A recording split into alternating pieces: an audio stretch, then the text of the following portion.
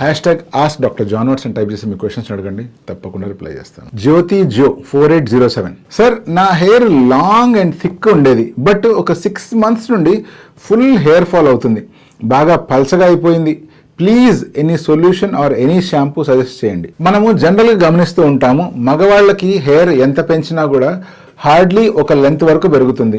అదే ఆడవాళ్ళు కనుక హెయిర్ పెంచడం మొదలు పెట్టారు అంటే ఆ హెయిర్ చాలా లెంత్ వరకు వస్తుంది.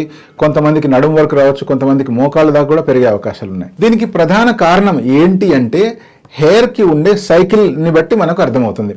హెయిర్ సైకిల్ అంటే హెయిర్ బర్త్ దగ్గర నుంచి మళ్ళీ అది రెస్టింగ్ ఫేజ్కి వెళ్ళేంత వరకు సైకిల్లో anagen phase, telogen phase, catagen phase అని 3 ఫేజ్లు ఉంటాయి. ఈ 3 ఫేజెస్లో ఎనాజన్ ఫేజ్ అనేటువంటిది ఏదైతే ఉంటుందో అది యాక్టివ్లీ గ్రోయింగ్ ఫేజ్ అనమాట.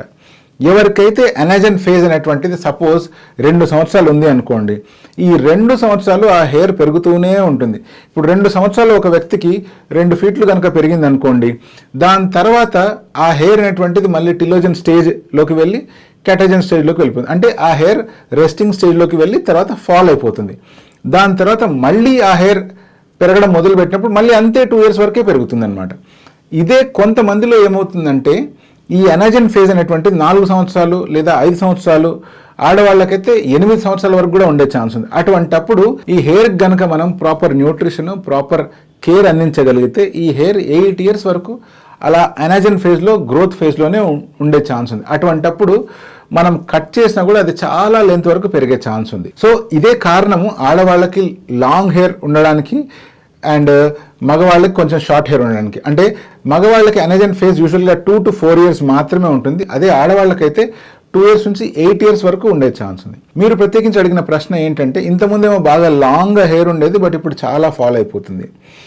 కొన్నిసార్లు ఏదైనా స్ట్రెస్ఫుల్ కండిషన్ గుండా వెళ్ళినా, లేకపోతే అది న్యూట్రిషనల్ డెఫిషియన్సీ అయినా, లేకపోతే ఇంకేదైనా డిసీజ్ అయినా, అటువంటి సిచ్యువేషన్లో మన బాడీలో ఉండే ఎనాజన్ హెయిర్ అంతా కాస్త టిలోజన్ ఫేజ్ అంటే రెస్టింగ్ ఫేజ్లోకి పుష్ చేయబడతాయి.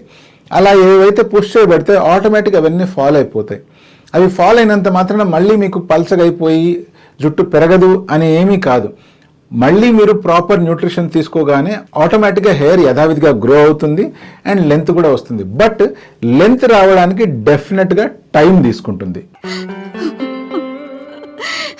చాలాసార్లు ఎటువంటి మెడికేషన్ లేకుండా simple diet and nutrition and good life స్టైల్తో ఇది సాధించవచ్చు. కొన్నిసార్లు అండర్లయింగ్ కండిషన్ ఏదన్నా ఉందనుకోండి, ఫర్ ఎగ్జాంపుల్ హిమోగ్లోబిన్ తక్కువ అవడము, లేకపోతే మీకు ఏదైనా హెల్త్ కండిషన్ వచ్చి దానివల్ల కొన్ని రకాల మెడికేషన్స్ ఎక్కువగా వాడడము, అండ్ ఇంకా కామన్గా నిద్ర లేకపోవడం కానీ, ఇప్పుడు ఈ అండర్లయింగ్ కండిషన్స్ అన్నింటినీ మీరు ప్రాపర్గా అడ్రస్ చేసి దెన్ మీకు ఇంకా హెయిర్ గ్రోత్ రావట్లేదు అంటే అప్పుడు డర్మటాలజిస్ట్ని సంప్రదించి నిజంగా ఏమైనా మెడికేషన్స్ అవసరమా, బయోటిన్ సప్లిమెంట్స్ కావచ్చు లేదా ఇంకేదైనా సప్లిమెంట్స్ కావచ్చు, ప్రత్యేకించి ఆయిల్స్ ఏమన్నా అవసరమా అనేటువంటి విషయాన్ని ప్లాన్ చేయాలి. బట్ సింపుల్గా ఏదో ఒక షాంపూ వాడితే లేదా ఏదో ఒక లోషన్ అప్లై చేస్తే హెయిర్ గ్రో అవుతుందా అంటే అండర్లయింగ్ కండిషన్ని సాల్వ్ చేయకుండా జస్ట్ షాంపూ వాడినంత మాత్రం ఎటువంటి ఉపయోగము ఉండదు. ఎందుకంటే షాంపూలు చేసేది ఏంటి, ఓన్లీ మీ స్కాల్ప్ మీద ఉండే డస్ట్ని కానీ లేకపోతే ఎక్స్ట్రా ఆయిల్ని కానీ లేదా పొట్టులాగా ఏదైనా ఫామ్ అయితే వాటిని క్లీన్ చేయగలుగుతాయి. అంతేగాని మీ హెయిర్ని ప్రత్యేకించి గ్రోత్ చేయడంలో డైరెక్ట్గా ఎటువంటి ఇన్వాల్వ్మెంట్ ఉండదు.